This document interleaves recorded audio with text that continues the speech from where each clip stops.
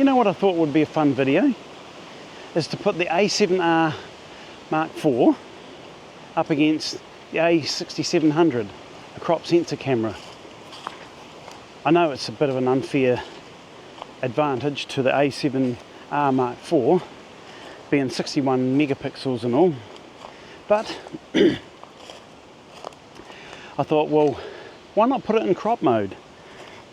Make it a little bit fairer. See, the A6700 crop sensor camera is 26 megapixels, and the A7R4 being 61 megapixels, or 60 megapixels I should say, when you put it into crop mode, it reduces it down to 26 megapixels. So I thought, why not? I have the A7R4 and I've got on loan the A6700, and I thought, why not do a little bit of a comparison between the two? So this is what this video is all about, to do a little bit of a comparison with some images. The A6700's fairly new. The A7R Mark IV is a few years older now, but yeah, I just want to see if you can see much of a difference. And to be honest, I know you won't see much of a difference on screen in the resolution. It's only when you're going to print up, you know, large prints that you're really going to see the difference in the image quality between the two. Like if you put the A7R Mark IV on full sensor readout, 60 megapixels, the A6700 is just not going to compete. But having it in crop mode, you're getting the same megapixels, the same resolution. Now the A6700, I've got on loan that, as well as a 15mm f1.4 lens from Sony. Now I do want to thank Photo and Video for the use of this camera and lens. I very much appreciate you guys lending me cameras and lenses to do tests with for this YouTube channel. So it's really great. Now the A7R Mark IV, I do own myself, and that is going to have the 24mm f2.8 G lens from Sony on it to give roughly equivalent sort of field of view. With the 15mm f1.4, the 1.5 crop on it works out to around about 22mm. So you will get a roughly equivalent sort of a field of view from both cameras. So onwards and upwards, we'll carry on and do this test.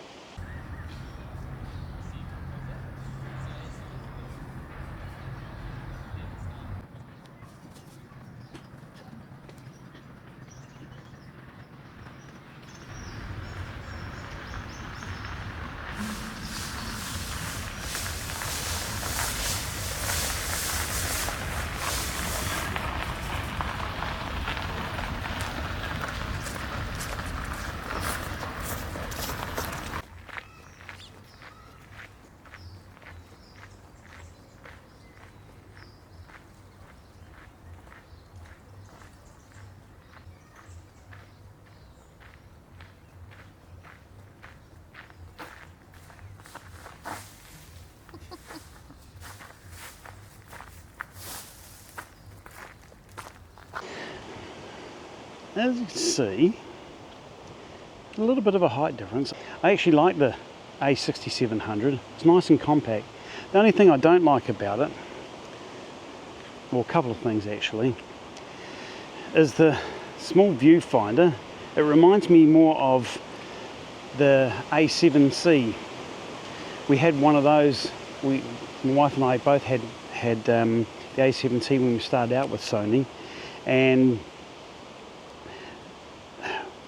that was one of the things we didn't like about the camera then, and this sort of reminds me of that same thing. The other thing I don't really like too much is the placement of the switch.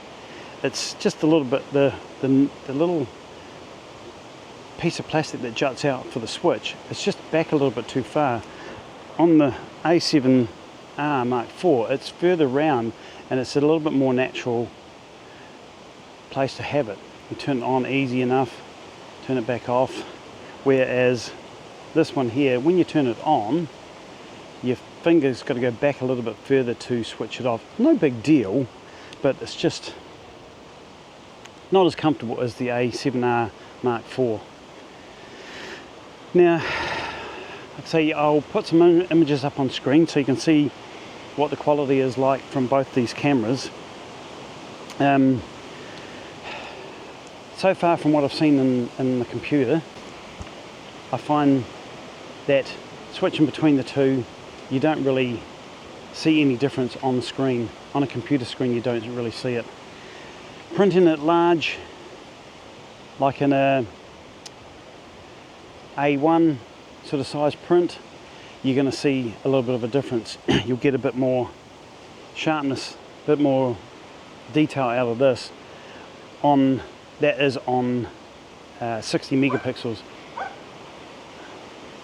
On the crop mode, the Super 35 mode, APS-C mode, you're not really going to see much of a difference, if anything. If anything, it's going to come down to the lens you're going to use on them. Now both these lenses are really good, and I've tried to get them to the same sort of aperture value for both of them when I've taken both the photos with either of them, just so that it's a bit of a fairer comparison between the two. Like this one, the 15mm lens on this A6700 opens up to 1.4, whereas the 24mm it opens up to 2.8. That's as far as it goes. So you do have a bit of an advantage in low light gathering with this one as compared to this one. But then you'll have people, and I know in the comments, you'll put it in the comments below, you've got to add the crop factor into this this lens as well. But 1.4 is 1.4, 2.8 is 2.8. I'll put those images up on screen now, and you can see what they're like. Now, all I've done with the images is straighten the horizon on a couple of them and boosted the shadows on a couple of them that are a little bit dark. Otherwise, they're straight out of camera. We began to feel the fire. We rise like tall buildings as the chemicals they take us higher. The night's young, it has just begun as she puts her hand in mine. We wanna chase the night, wanna dance to the light, pull the stars from the sky, just two hearts running wild. Never sleep, never stop, as we shout from the top. We're gonna be two hearts running wild.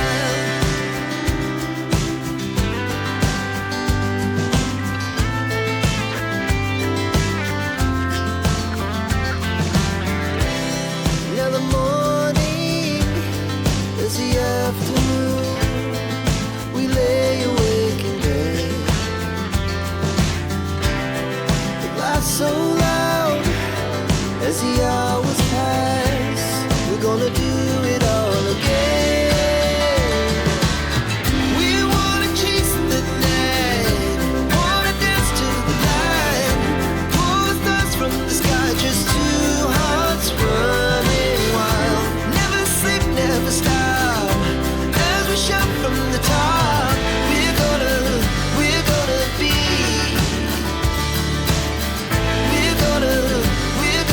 be two hearts running wild.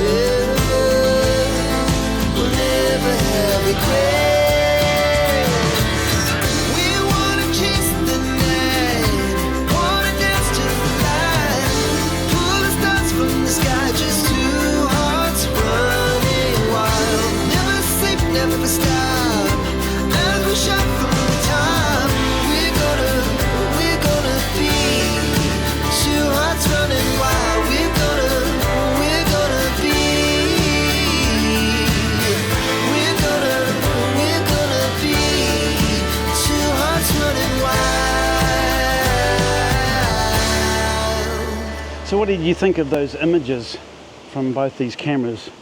I'm sure you're going to let me know in the comments section below. But yeah, I had fun testing them out. My wife had some input into this, but she's a little bit crook at the moment, so hence she's not appearing in the video at the end of this. So that's all I have for you today. I hope you liked that short little comparison between the two cameras and using two different lenses. But to give a sort of a comparable field of view between the two, so it's not too unfair. I think the images come out really, really good. I like them, and I suppose that's all that matters really, isn't it? The people taking the photos, that they like them, the photos. And with that, I'll say goodbye. Thank you very much for watching, and I hope to see you again next time. Bye bye.